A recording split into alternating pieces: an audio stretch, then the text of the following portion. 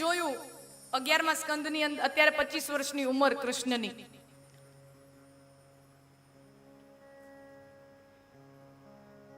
અને એના મોટા ભાઈ પણ ખરા બલરામજી. તો સુખદેવજી મહારાજ પરીક્ષિત રાજાને વર્ણન કરે છે કે હવે બે ભાઈઓના લગ્નની કથાની વાત છે. બે ભાઈઓના લગ્નની કથા છે. એમાં મોટા ભાઈ બલરામજી એમનું લગ્ન રૈવતક રાજાની દીકરી રેવતી સાથે થયું. ઉપરથી ગયું. રૈવતક રાજાની દીકરી રેવતી. સ્વાભાવિક છે, ન સમજાય, કારણ કે રૈવતક આપણે શબ્દ પ્રચલિત નથી. આપણે જેને જુનાગઢની અંદર ગિરનાર ગિરી પર્વત તરીકે ઓળખીએ છીએ એનું વેદોમાં વર્ણન રૈવતક તરીકે છે. ગિરનારને રૈવતક પર્વત તરીકે ઓળખાય છે. તો એ રૈવતક રાજાની પુત્રી રેવતી. અને આજે તમે જો જુનાગઢમાં જાઓ ને તો ત્યાં દામોદર કુંડ છે, જ્યાં નરસિંહ મહેતા નાવા જતા ને, ત્યાં મંદિર છે રેવતીજીનું આજની તારીખે. અને અને સુખદેવજી મહારાજ કહે છે એમનું લગ્ન રેવતીજી સાથે થયું. અને નાના ભાઈ કૃષ્ણનું લગ્ન કુંડિનપુરના ભીષ્મક રાજાની દીકરી રૂકમિણી સાથે થયું. શબ્દ पे ध्यान देना, રૂકમિણી, વૃક્ષમણી નહીં. વૃક્ષમણી કોઈ શબ્દ અસ્તિત્વમાં છે જ નહીં. લોકો રૂક્ષ્મણી વિવાહ, કંકોત્રીમાં રૂક્ષ્મણી વિવાહ એમ. ખરેખર રૂકમણી નામ છે. રૂકમ એટલે સોનું, જે સુવર્ણમય છે, લક્ષ્મીનો અવતાર છે, એટલે એનું નામ છે રૂકમિણી.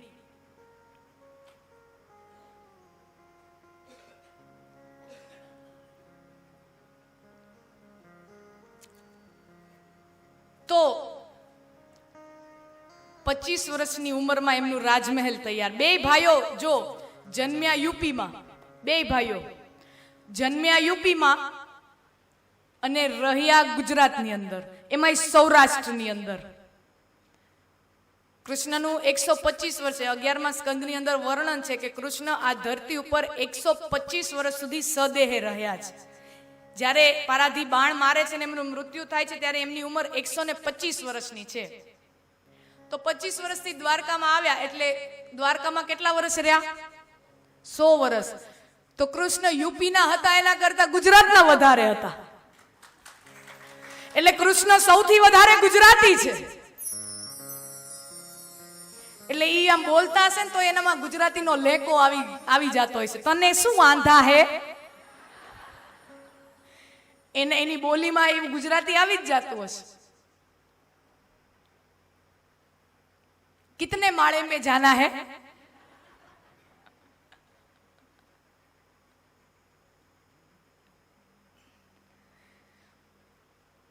ગુજરાતમાં રહ્યા એટલું નહીં, ઘર જમાઈ થઈને રહ્યા. સાસરાય ગુજરાતના, એનું ગુજરાત પોતાનું ઘર મૂકીને તો અહીંયા ઘર જમાઈ થઈને જ રહ્યા ને. અને જે આ કુંડિનપુર, જ્યાં રૂકમણીનો જે આ પ્રદેશ કહેવાય, ભીષ્મક રાજાનો પ્રદેશ, એના માટે બે અભિપ્રાયો છે. ઘણા લોકો કે વિદર્ભની અંદર કુંડિનપુર જગ્યા છે એ, અને ઘણા લોકો એમ કે ગુજરાતમાં મહુવા, ભાવનગરમાં જે મહુવા છે ત્યાં કટપર ગામ છે, ઈ જ આ કુંડિનપુર, એની આ વાત છે. બે અભિપ્રાયો છે. અને કટપરની અંદર લોકો કહે છે કે હજી જે રૂકમણીજી જે મંદિરે જાય છે, ભવાની માના મંદિરે, અને ત્યાંથી કૃષ્ણ જેનું હરણ કરી જાય છે, એ મંદિર કટપર ગામની અંદર છે. લોકો એવું, એના બે અભિપ્રાય છે. તો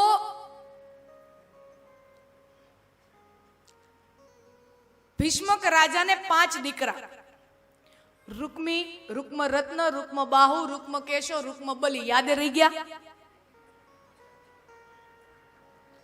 આપણે એક રૂકમીને યાદ રાખીએ, બીજા બધાને અત્યારે કાંઈ કામ નથી.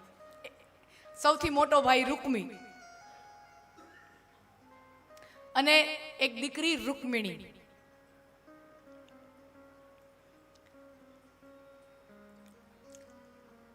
રૂકમિણી 16 વર્ષની થઈ ત્યારથી પોતાના પિતાના સભામાં બેસે. રાજપાટ, અત્યંત બુદ્ધિશાળી. એમના ભાગવતની અંદર વર્ણન છે રૂકમણીજીના વ્યક્તિત્વનું કે ખૂબ સુંદર અને ખૂબ પ્રજ્ઞાવાન, ખૂબ ઇન્ટેલિજન્ટ. લોકોને ઘણી એવી ગેરમાન્યતા હોય, જે સુંદર હોય સ્ત્રી એ બુદ્ધિવાળી ન હોય, જે બુદ્ધિવાળી હોય એ ક્યારેય સુંદર ન હોય. લોકો એટલે આ બ્યુટી વિથ બ્રેઇન હતી એમ.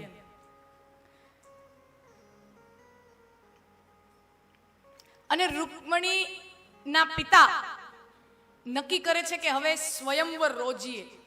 રૂકમણી અત્યારે યોગ્ય વયની થઈ છે તો હવે એમનું સ્વયંવર યોજીએ. પહેલાના ક્ષત્રિયો રાજા પોતાની દીકરીના સ્વયંવર કરતા. સ્વયંવર એટલે પોતાનો પતિ પોતે પસંદ કરવાની સ્વતંત્રતા.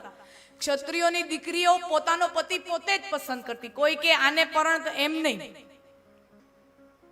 હવે હું આ વાત કહું તો ખૂબ સાવધાની પૂર્વક કહું.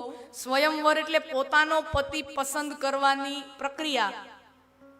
આ સાવધાની પૂર્વક કહેવું પડે, કારણ કે અહીંયા અમુક જવાન દીકરીઓ બેઠી હોય, પોતાની મમ્મી, નાની છોકરીઓ 14-15 વર્ષની મમ્મીને ઠોંસો મારે. જો સાંભળ શું કહે છે. પોતાનો પતિ પોતાને પસંદ કરવાની છૂટ હતી, પણ ઈ પતિ નવરાત્રીમાં ડિસ્કો દાંડિયા રમતા રમતા પસંદ નહોતો થતો. હા, ત્યાં થોડીક અક્કલ વાપરતા.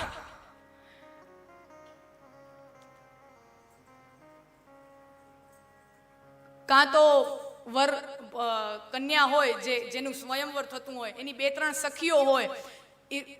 જે કન્યા હોય એ ફૂલમાળા લઈને નીકળે અને બધા રાજાઓની લાઈન લાગી હોય, એની 2-3 સખીઓ એની આસપાસ હોય. એ એમ કે એક રાજા પાસે ઊભા રહેતા જાય, રાજકુંવર જે લગ્ન માટે આવ્યા હોય. એટલે આ રાજા એ નંબર પેલો, આ કુળનો, આ ગામમાંથી આવે છે, આટલું આનું રજવાડું મોટું, આના રજવાડામાં આટલા લોકો રહે, આટલી આની સંપત્તિ, આ વિદ્યા, આ ગુરુ પાસે આ વિદ્યા મેળવી છે, આટલા યુદ્ધો કર્યા છે, આટલા યુદ્ધો હાર્યો છે, આટલા યુદ્ધો જીત્યો છે. એટલે એની પાસે જે સખીઓ હોય બધું બોલતી જાય. અને દેખવામાં કેવો છે તો સામે દેખાય જ છે. એટલે આ એની બેનપણીઓ એનો બાયોડેટા વાંચતી જાય, બોલતી જાય, આ આવો છે. એટલે પછી બધાને પોતાની બુદ્ધિપૂર્વકનો બધા રેશનલ ફેક્ટરનો ઉપયોગ કરીને બધાને એમ લાગે કે આના બધા પાસા આના સૌથી વધારે સારા છે, તો એના ગળામાં વરમાળા પહેરાવતી અને પછી એના વિધિવત લગ્ન થતા. અને બીજી રીત એ હતી કે કન્યા અથવા કન્યા પક્ષના લોકો કોઈ સ્પર્ધા રાખે, કોઈ શરત રાખે. રામાયણમાં પણ રાખી છે, શિવધનુષ ભંગ, મહાભારતમાં પણ મત્સ્યવેદ. તો ત્યારની કન્યાઓ એવું ઈચ્છતી કે મારો પતિ પરાક્રમી હોય, દુનિયામાં બીજા લોકો જે કાંઈ ન કરી શકે એવું પરાક્રમ મારો પતિ કરીને દેખાડે, એ જે પુરુષ કરીને દેખાડે એને હું પરણું.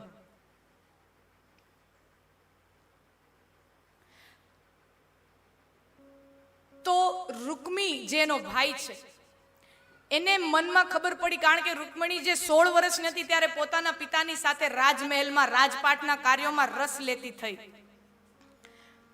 એટલે આસપાસના રાજદ્વારીઓ, બીજા દેશમાંથી જેટલા લોકો આવે, બીજા રાજ્યોમાંથી, એ અલગ અલગ વાતો ઉપર ચર્ચા કરે, પણ બધાયના મુખમાં એક વાત કોમન હોય, બધાય લોકો કૃષ્ણના વખાણ અચૂક કરે કે દ્વારિકાધીશ ઈ આમ, એ આમ, એ આમ. એટલે એમના વખાણો અચૂક થાય ને થાય જ. એટલે કૃષ્ણના ગુણો વિશે એના વખાણ સાંભળીને રૂકમણીજી મનોમન નક્કી કરે છે કે પરણીશ તો આને પરણીશ. જોયા નથી, પરણવું તો આને પરણવું. અને હવે આ રૂકમી જેનો ભાઈ છે એને ખબર પડી કે રૂકમણીના મનમાં કૃષ્ણ છે. એટલે સ્વયંવરની યોજના જે એના પિતાએ કરી હતી એને દરખાસ્ત કરી નાખી કે હવે આ સ્વયંવર, કારણ કે સ્વયંવર જો યોજવામાં આવે તો આ તો કૃષ્ણને જ પરણશે. અને રૂકમી એવું નહોતો ઈચ્છતો કે એની બહેન કૃષ્ણને પરણે, કારણ કે રૂકમી જે હતો એ જરાસંધની ગેંગનો હતો, એ કૃષ્ણનો વિરોધી હતો. એને એમ કે દુનિયામાં બીજા ગમે ને પરણાવું પણ કૃષ્ણને નહીં. અને આને એમ કે કોઈની હારે નહીં ને કૃષ્ણ હારે જ, બે ભાઈ બહેનને વાંધો. એટલે રૂકમીએ પોતાની બહેનને નજરકેદમાં રાખી, એની આસપાસ પોતાના સેવકો અને દાસીઓને એવી રીતે ગોઠવી દીધા કે રૂક્ષ્મણીની રજે રજની માહિતી શું કરે છે એ બધી માહિતી જઈને રૂક્મીને મળે. હવે આ વિચાર કરે મારે, અને રૂક્મણીના વિવાહ શિશુપાલ, છેદી રાજ્યના જે દમઘોષ રાજા એનો દીકરો શિશુપાલ, એ જરાસંધની ગેંગનો, આ બધા ખોટાડા રાજાઓની ગેંગ હતી એક, કે આનું લગ્ન શિશુપાલ સાથે નક્કી કરીએ. હવે રૂક્મણી દુખી કે મારે શિશુપાલ જેવા દુષ્ટ માણસ સાથે નથી પરણવું, મારે કૃષ્ણને પરણવું છે. કૃષ્ણ મને લેવા આવે અને હું એની સાથે ભાગીને જાઉં તો કેવું સારું રહે. પણ પાછી બુદ્ધિશાળી એટલે પાછો વિચાર કરે છે, પણ તો કૃષ્ણને ખબર કેમ પડે કે હું એને પ્રેમ કરું છું ને ઈ મને લેવા આવે. એટલે અત્યંત બુદ્ધિશાળી એવી રૂક્મણીએ એક પ્રેમ પત્ર લખ્યો છે અને સુદેવ નામના બ્રાહ્મણના હાથે ઈ પ્રેમ પત્ર કૃષ્ણ પાસે મોકલાવે છે. અને એ પ્રેમ પત્રમાં 7 શ્લોક લખ્યા છે. રૂક્મણીજીએ 7 શ્લોકની અંદર પોતાના પ્રેમનો ઇકરાર કર્યો છે. અને ઈ પત્રનો મહિમા એટલો કે આજે પણ તમે દ્વારકાધીશના દર્શન કરવા જાઓ દ્વારકા, તો ત્યાં દિવસમાં સાંજે રોજ એક વખત કૃષ્ણના કાનમાં ઈ 7 શ્લોક રૂક્મણીનો પ્રેમ પત્ર અવિરતપણે 5300 વર્ષથી અત્યાર સુધી રોજ કૃષ્ણને સંભળાવવામાં આવે છે. ત્યાંના જે પૂજારીઓ હોય, ત્યાંના વિદ્વાનો હોય, રોજ એ પ્રેમ પત્ર કૃષ્ણને ગાઈને સંભળાવે છે. અને પ્રેમ પત્ર છે એટલે રૂક્મણીએ પોતાના પ્રેમનો ઇકરાર કર્યો છે. એને એમ લખ્યું છે કૃષ્ણ આઈ લવ યુ, એવું એને લખ્યું છે. પણ આ પ્રેમ કેવી રીતે થયો? તો પહેલા શ્લોકની અંદર શૃણાન ગુણવા કૃતમ, આ પ્રેમ કેવી રીતે થયો? શ્રુત્વા, પહેલો શબ્દ, પહેલા શ્લોકનો પહેલો શબ્દ I love you. Why? Because I have heard a lot about you. કારણ કે મેં તમારા વિશે ખૂબ સાંભળ્યું છે. અને શું સાંભળ્યું છે? ગુણાન, તમારા ગુણો સાંભળ્યા છે. અને તમારા ગુણો સાંભળીને મેં નક્કી કર્યું છે કે તમે ભુવન સુંદર, તમે ભુવન સુંદર છો. You are the best in the world. તમે દુનિયામાં શ્રેષ્ઠ છો, મેં નક્કી કરી લીધું છે. આ શ્લોક છે, આ ચાલ્યા જાય છે. આપણે આ પ્રેમ પત્ર વાંચી રહ્યા છીએ. ગુણાન શ્રુત્વા ભુવન સુંદર, તમારા ગુણોને સાંભળીને મેં નક્કી કર્યું છે you are the best in the world. અને કૃષ્ણ રૂક્મણીના વિવાહ તમે જો, આજે પણ વર કન્યાના લગ્ન થાય ને તો કન્યા પક્ષમાંથી 2-3 બહેનો, વર પક્ષમાંથી 2-3 બહેનો આવી અને વર અને કન્યાના કાનમાં કહે કૃષ્ણ રૂક્મણીનું સૌભાગ્ય થજો, તમારા વિવાહ કૃષ્ણ ને રૂક્મણી જેવા ફળે. કારણ કે સુખી દાંપત્ય જીવનની આ ચાવી છે કૃષ્ણ રૂક્મણીના વિવાહ. તમારી પત્ની તમને દુનિયામાં સૌથી સુંદર લાગતી હોય કે ન હોય, ઇટ ઇઝ ઇમમટીરિયલ. એનું મહત્વ નથી. તમને લાગે છે તમારી પત્ની તમને દુનિયામાં સૌથી સુંદર સ્ત્રી લાગતી હોય અને પત્નીને પોતાનો પતિ દુનિયામાં સૌથી વધારે બુદ્ધિશાળી લાગતો હોય, ઈ લગ્ન જીવન ખૂબ સફળ જાય છે.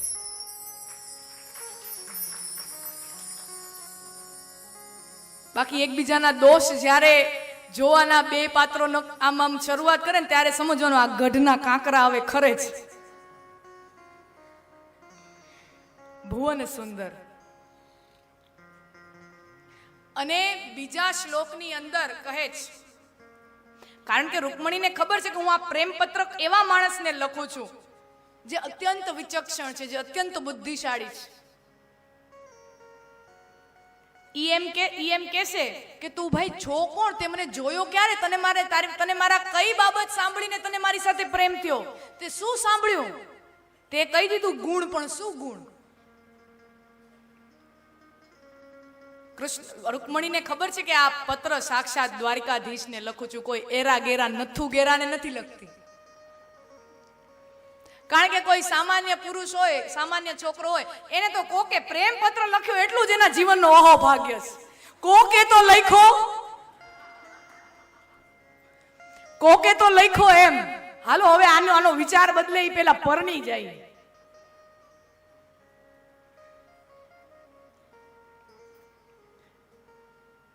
તો કૃષ્ણ તો પૂછશે તે શું સાંભળ્યું. ત્યારે અત્યંત બુદ્ધિશાળી રૂકમણીએ આખું એનાલિસિસ કરીને લખી દીધું છે કે આ 1 2 3 4 5 6 આ 7 વાતો મેં તમારા વિશે સાંભળી છે અને મેં નક્કી કર્યું છે કે મારે તમારી સાથે જ લગ્ન કરવા છે. કુલ શીલ રૂપ વયો વિદ્યા દ્રવિણ ધામ, આ વસ્તુઓ. અને આપણા સમયનો સૌથી મોટો મુંજારો અત્યારે આ જ છે, લગ્ન કોની સાથે કરવા.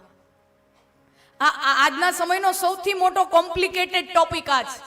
અને એ ટોપિકની અંદર આપણે અત્યારે પડ્યા છીએ તો થોડાક છપછપિયા કરી. હવે આપણે ઠીક છે, સમય પ્રમાણે આપણે બધા થોડા ખુલ્લા વિચારોના થઈ ગયા, એટલે આપણા માતા પિતાઓ બધા પહેલા તો શું કે ઈ જ નક્કી કરી આવતા. સૌથી પહેલા તો ઘોડિયામાં નક્કી થતા, પછી નાના હોય 10-12 વર્ષના ત્યારે નક્કી થતું, અને પછી મોટા થાય પણ નક્કી પોતે જ કરે. આ સમય ચેન્જ કેમ થતો આવે તમે જુઓ. એટલે નક્કી મા બાપ જ કરી આવતા. એટલે બહુ ત્યાં બાળકોને પોતાનો અભિપ્રાયનો સ્થાન ન હોય, પણ અત્યારના સમયમાં છે, જરૂરી છે અને સમય પ્રમાણે. એટલે હવે આપણા માતા પિતાઓ આપણને પાત્ર જોવા માટેની છૂટ આપે, પણ પાત્રને આપણે મળીએ ત્યારે શું વાત કરવી, શું પૂછવી, એનું જ્ઞાન તો આપણા વડીલો આપણને આપતા જ નથી. વડીલો છૂટ આપે, તમે મળી લ્યો 1 કલાક, પણ મળીને શું વાત કરવી એ તો તમે અમને કહેતા નથી. એટલે પછી અમુક તો એવી વાતો કાઢે, તને શું ભાવે, તને પૂરી ભાવે કે ભાખરી ભાવે? મને ભાખરી ભાવે. હે, મને ભાખરી ભાવે. Same pinch.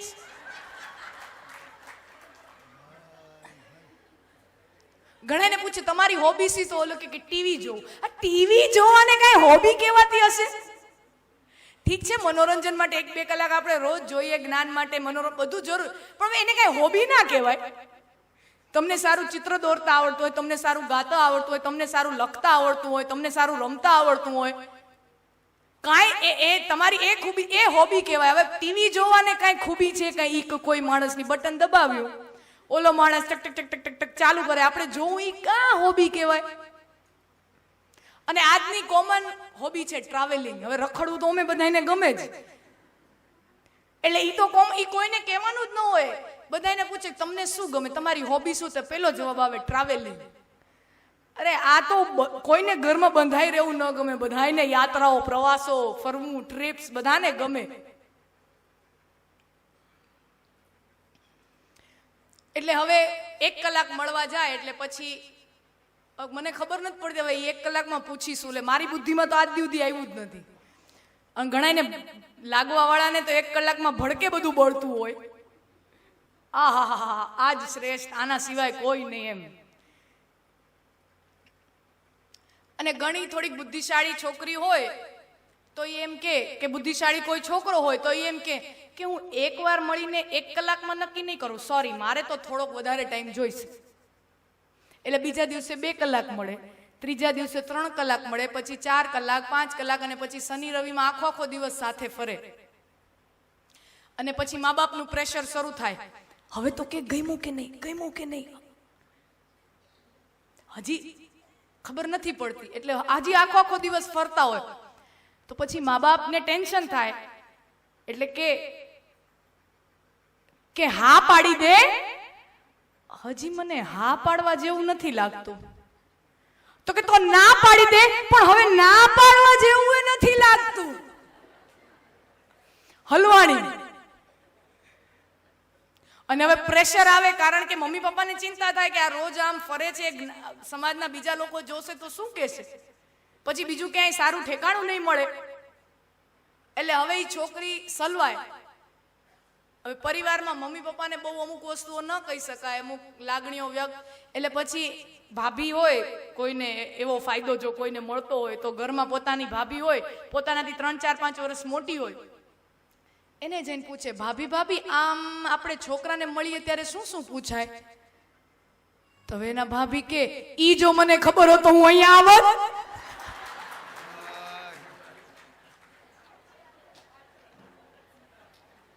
લ્યો, અહીંયાથી અવાજ આવે છે, સાચી વાત છે, બોલો.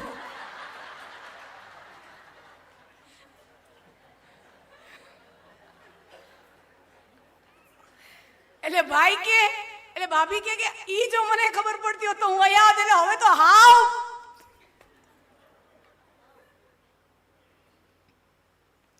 તો આપણને છૂટ મળી જાય આપણી રીતનું પસંદ કરવાની.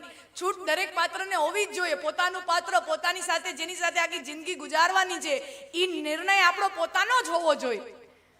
પણ સાથે મૂંઝવણ છે કે કયા પાત્રને હામી ભરવી, કયા પાત્રને હા પાડવી. આ સમયનો સૌથી મોટો મૂંઝારો છે. અને શ્રીમદ ભાગવત આનો જવાબ આપે છે, આ સમસ્યાનું નિરાકરણ કરે છે. હવે હું આખી બધું નહીં કહું, કારણ કે હું આખું જો બધું ઈ 7 શ્લોકનું વિવરણ કરીશ ને તો તમારામાંથી 90% લોકો કહેશે લગ્ન કર્યા પેલા ભાગવત સાંભળી લીધી હોત તો કેવું સારું.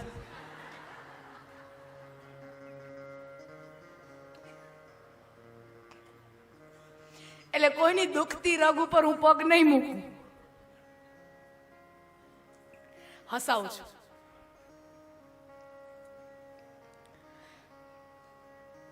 ભાગવતની અંદર રૂકમણી જવાબ આપે છે આ સમસ્યાનું નિરાકરણના રૂપે. કોઈ યુવતીને પોતાનો પતિ પસંદ કરવાનો હોય, કોઈ યુવકને પોતાના માટે પત્ની પસંદ કરવાની હોય તો શું જોવાનું? 7 બાબતો. કુલશીલ રૂપ વયો વિદ્યા દ્રવિણ ધામ. પહેલું આવે છે કુળ. ઈ કયા કુળનો છે, કયા કુટુંબનો છે, એના વિશે તપાસ, એના વિશે એનાલિસિસ કરજો. મોટા ભાગના લોકો આ બાબત પર ધ્યાન ન આપીને પછતાતા હોય છે. શું જુવાનીનો જોશ હોય અને વસ્તુ થાય 22-23 વર્ષની ઉંમરે કોઈ આપણા સમાજ પસંદ આવી ગયો હોય એમ, અને મમ્મી પપ્પાને આપણે કહી કે આપણને આ ગમે છે.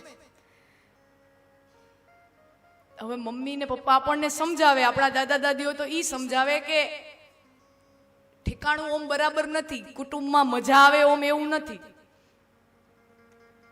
તો કે એના કુટુંબને મારે શું કરવું છે? છોકરો તો સારો છે ને, he is a nice man, એના કુટુંબને મારે શું કરવું છે? એ તો તું ત્યાં જઈશ પછી ખબર પડશે.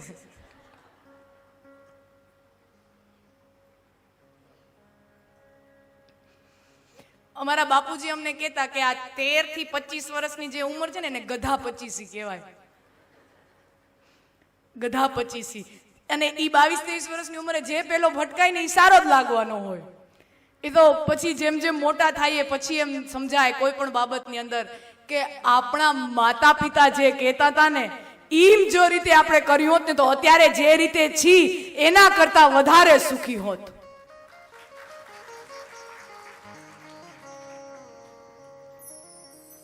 કુલ. અને લગ્ન તમને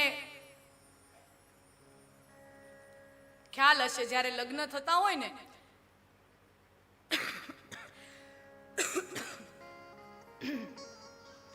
તો લગ્ન થતા હોય ત્યારે જે ગોરબાપા લગ્ન કરાવે ને એ કન્યાના પિતા પક્ષની 3 પેઢી અને માતા પક્ષની મોસાળની 3 પેઢી, વરની પિતા પક્ષની 3 પેઢી અને માતા પક્ષની 3 પેઢી આમ બોલે, આ આટલા કુળ આવી રીતે આવ્યો, 3 પેઢીના નામ બોલે. 3 હજી આ પરંપરા છે લગ્નની અંદર. ઈ શું કામ? કારણ કે આવી જગ્યાએથી, આવા સંજોગોમાંથી, આવા પરિવારમાંથી, આવા કુળમાંથી આવી જેનેટિક ક્વોલિટીઝ લઈને આ પાત્ર તારી સામે આવી રહ્યું છે. એની અંદર ખરેખર તો સાયન્સ છે. અને તમે એ વાતને હકારો કે ના પાડો, પણ તમારા જે જીન્સ હોય એ તમારા વ્યક્તિત્વ ઉપર વધારે અસર કરતું હોય અને હોય જ, વધતા ઓછા પ્રમાણની અંદર. ક્યારેક સાચી વાતને સ્પષ્ટ રીતે કહેવામાં અમુક કઠોર શબ્દ વાપરવા પડે, પણ હું તમને એક ઉદાહરણ આપું કે આપણા ઘરમાં કૂતરું પાળવું હોય ને, ડોગી પાળવું હોય ને, તોય આપણે જોઈએ કે આ ડાલ્મેશન છે, પોમેરિયન છે, આ કઈ અને નસલ કઈ છે. 7 વર્ષ માટે જો ખાલી એક પેટ રાખવું હોય તો આપણે એની નસલો જોતા હોઈએ, તો જેની સાથે આખી જિંદગી વિતાવવાની છે ઈ કેવા સંજોગો ને પરિવારોમાંથી આવે છે એ જાણવું જરૂરી ન હોય?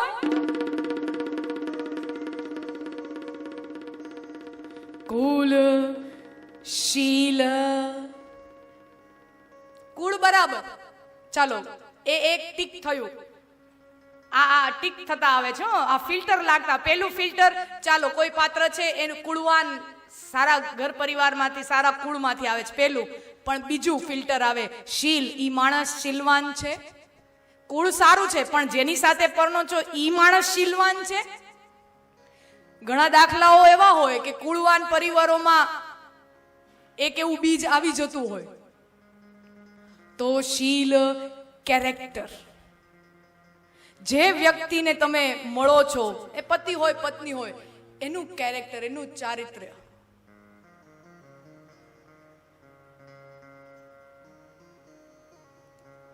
કુલ, શીલ, રૂપ, આ ત્રીજું ફિલ્ટર. રૂપ પણ મહત્વનું છે, એવું નથી કુળ શીલ. લગ્નને લાંબા ટકાવા રાખવા માટે કોઈને હંમેશા માટે પસંદ કરવા માટે થોડુંક જાજુ રૂપ પણ જોઈએ, પ્રેક્ટિકલ બનવું પડશે. મારી સાથે સેલ્ફી પડાવે તો ઈ સારું લાગવું જોઈએ પાત્ર. મારી સાથે આલ્બમમાં, ફોટોના આલ્બમમાં ઈ માણસ સારું લાગવું જોઈએ. કુલ, શીલ, રૂપ. પણ રૂપ એટલે હા બરાબર, ચહેરાનું રૂપ, શરીરનું રૂપ, આ બરાબર. પણ એનાથી વિશેષ જો કહીએ તો એના વાણીનું સૌંદર્ય, એના કર્તૃત્વનું સૌંદર્ય, એના કર્મોનું સૌંદર્ય. કુલ, શીલ, રૂપ. વિદ્યા, પાત્ર ભણેલું હોવું જોઈએ. રૂકમણી 5200 વર્ષ પહેલા કહેવાયેલી વાત છે.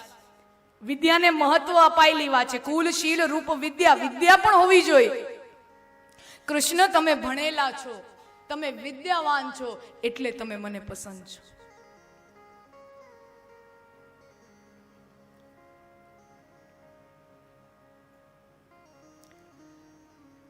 અને વિદ્યા એટલે સર્ટિફિકેટ તો જરૂરી છે જ, ડિગ્રી, સર્ટિફિકેટ, એ વિદ્યા આપણે જે સમજીએ છીએ એ તો બરાબર. પણ એનાથી તાત્વિક અર્થમાં વિદ્યાને સમજવી હોય તો વિદ્યા એટલે વિચારોની ઉર્ધ્વ ગતિ.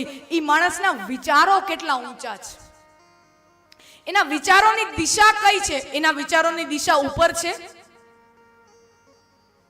સિંહ ભૂખ્યો રે પણ ખડ ન ખાય, આ એના ઉર્ધ્વ વિચારો છે. નબળું ન ચાલે. અમુકના વિચારો જ એવા હોય કે આ ફિક્સ ડિપોઝિટમાં રાખી દઈએ, આ શેર બજારમાં આટલા રોલ ફેરવી નાખીએ, આમ ડબલ, આમ ત્રબલ, અને ચોથે દીએ રોડ ઉપર આ કો ક્લબમાં લોટરી લાગી જાય. અમુકના વિચારો જ એવા હોય, ઊંચા પણ આમ હોય આવા. અહીંયા વાત કરી છે વિચારોની દિશા ઊંચી હોવી જોઈએ. પણ કેમ? સંપત્તિ કમાઈશ, ભગવાને મને શક્તિ આપી છે, ભગવાને મને બુદ્ધિ આપી છે, સંપત્તિ કમાઈશ અને મારી પરિવારને હું સારામાં સારી સુવિધા આપીશ, પુરુષાર્થ કરીશ. આવા ઉર્ધ્વ ગતિવાળા જેના વિચારો હોય એને કહેવાય વિદ્યા. કુલ, શીલ, રૂપ, વયો, વિદ્યા અને વય. હવે અહીંયા વાત આવી છે વયની, ઉંમરની. લગ્ન માટેની યોગ્ય ઉંમર કઈ? તો એની રેન્જ છે અલગ અલગ સમાજોમાં. અમુક સમાજોમાં 40 વર્ષે પરણવું એ પણ મોડું ન કહેવાય. તમે બંગાળમાં જાઓ તો ત્યાં શરૂઆત 35 વર્ષથી થાય. 35 વર્ષ પહેલા તો કે તો તમે તો બાળ વિવાહ કર્યા એમ. તમે 28 વર્ષે ભણો તો તમે એમ કે તમે બાળ વિવાહ કર્યા. એટલે લગ્નની અલગ અલગ રેન્જ છે, યોગ્ય વયની અલગ અલગ સમાજોની અંદર. તો અહીંયા શું કહેવામાં આવ્યું છે કે લગ્નની યોગ્ય વય કઈ? તો કે પુરુષ જ્યારે જાતે કમાઈને પોતાના પરિવારનું ભરણ પોષણ કરવા માટે સમર્થ બને, ઈ એની યોગ્ય ઉંમર કહેવાય. પિતા નો બિઝનેસ ચાલતો હોય સારો એવો અને ભણતા હોય કોલેજમાં સાથે, એમ નહીં, તમે પોતાના પગ ઉપર તમારા પિતાની મદદ વગર પણ એવા જો સંજોગો આવે તો તમે ઊભા રહી શકો છો કે નહીં, આ એની યોગ્ય ઉંમર.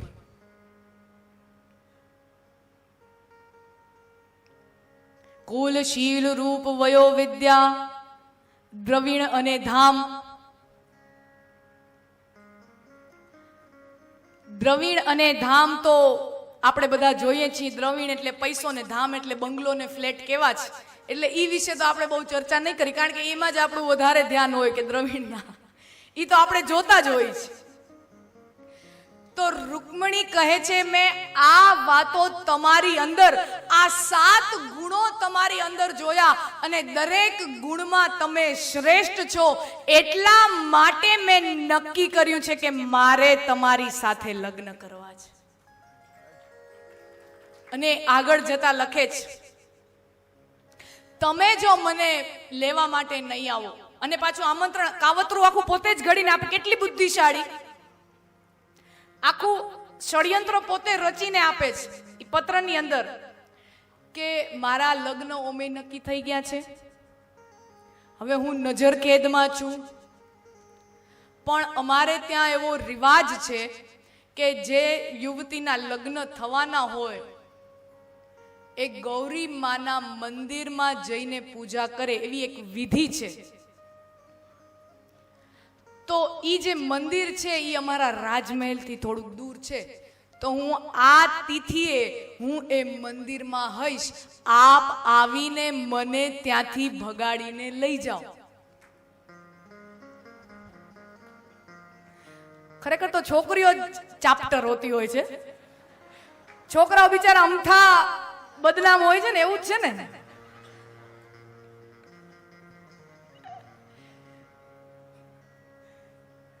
હસવાની બધી વાતો છે, એટલે આ પ્રસંગને અનુરૂપ વાત છે. કોઈ કન્ટેક્સ્ટ, કોઈ અનુસંધાન એને કોઈ બાબત સાથે નથી.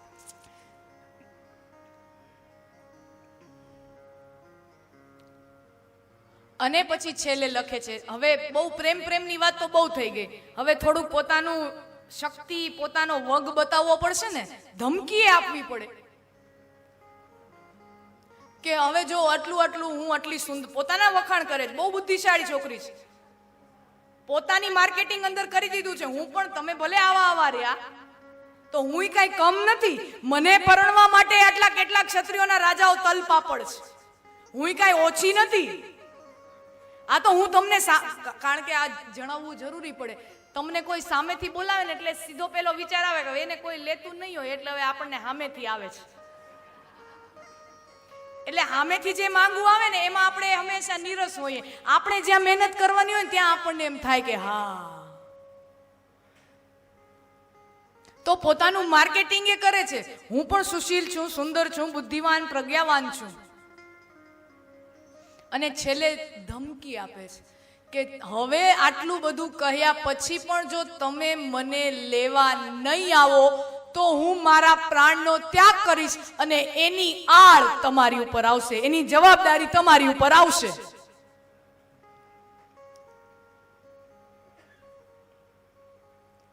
કૃષ્ણ આ પ્રેમપત્ર વાંચે છે.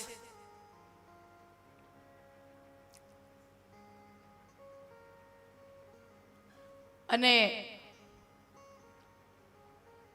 પછી તો રથમાં સવાર થઈને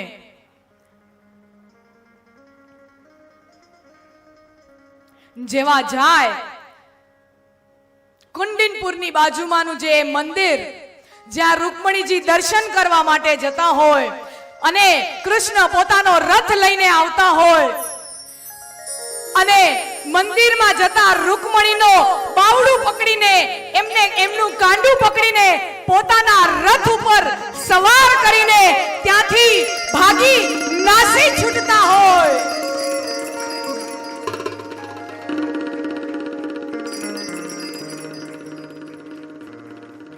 પ્રભુ, તમે ભગાવવા માટે આવો છો?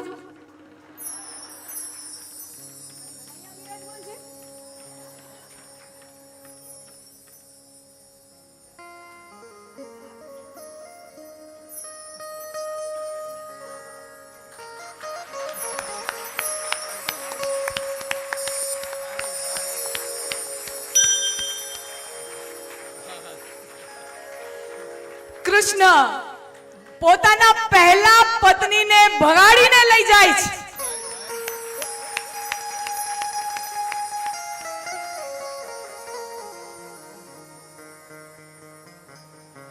અને પછી તો રૂકમી અને આખી સેના એની પાછળ દોડે.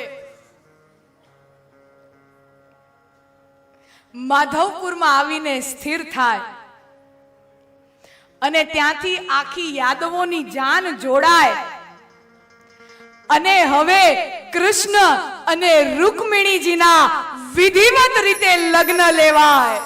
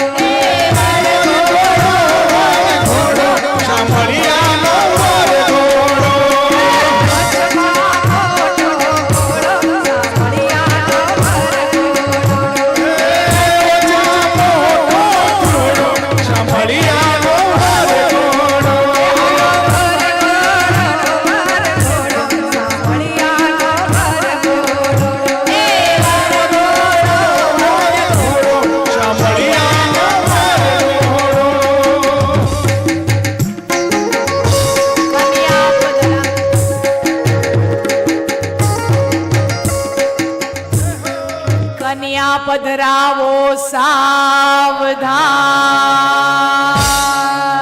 એ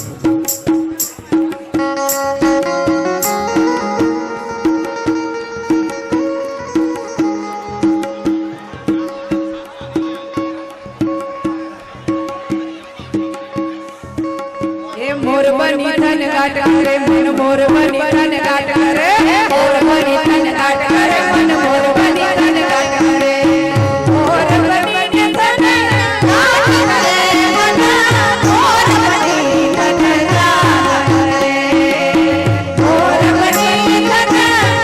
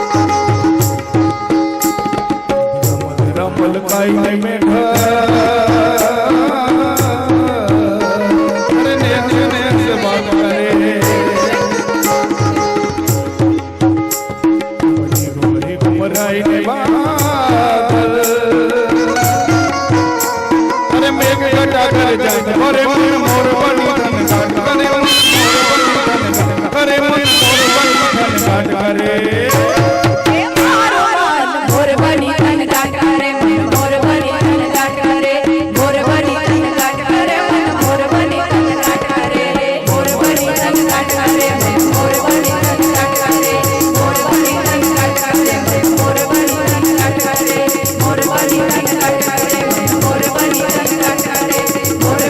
गाट करे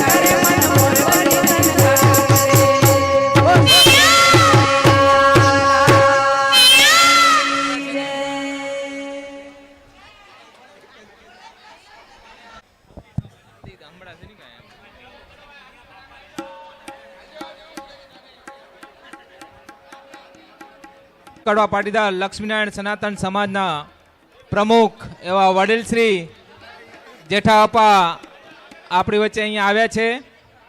આપણે એમનું હાર્દિક સ્વાગત કરીએ છીએ. જેઠા અપા ટ્રસ્ટ ફંડના ભૂતપૂર્વ ચેરમેન એવા રામજીભાઈ સેંગાણી, શામજીભાઈ નાકરાણી, વિશનજીભાઈ માવાણી, મેઘજીભાઈ રામજીયાણી, હીરાભાઈ સેંગાણી, અંબાલાલભાઈ ચૌહાણ, લાલજીભાઈ ભીમાણી, મણિભાઈ દોડુ, સર્વે મહેમાનોનું આપણે અહીંથી સ્વાગત કરીએ છીએ.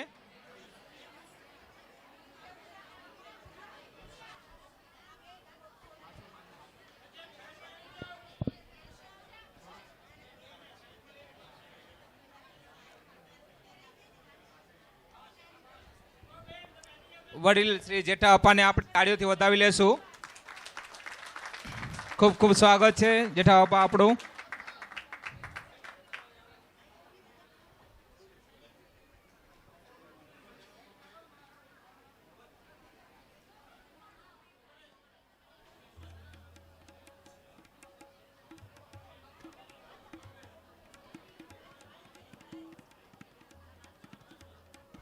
આરતીના જે પણ યજમાનો છે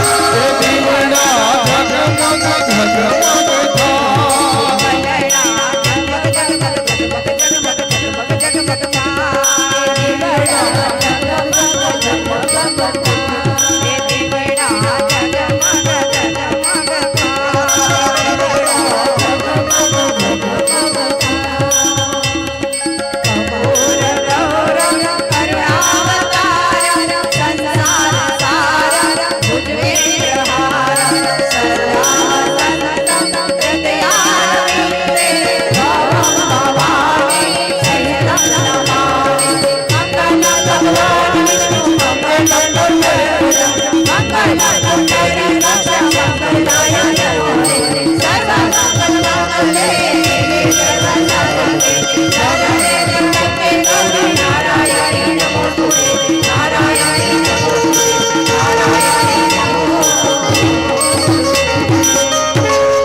બોલે કૃષ્ણ કનૈયાલાલ કી જય. ભાગવત ભગવાન કી જય. લક્ષ્મી નારાયણ ભગવાન કી જય. ઉમિયા માત કી જય. હનુમાનજી મહારાજ કી જય. પ્રેમ से बोलो नमः पार्वती पते हर हर महादेव.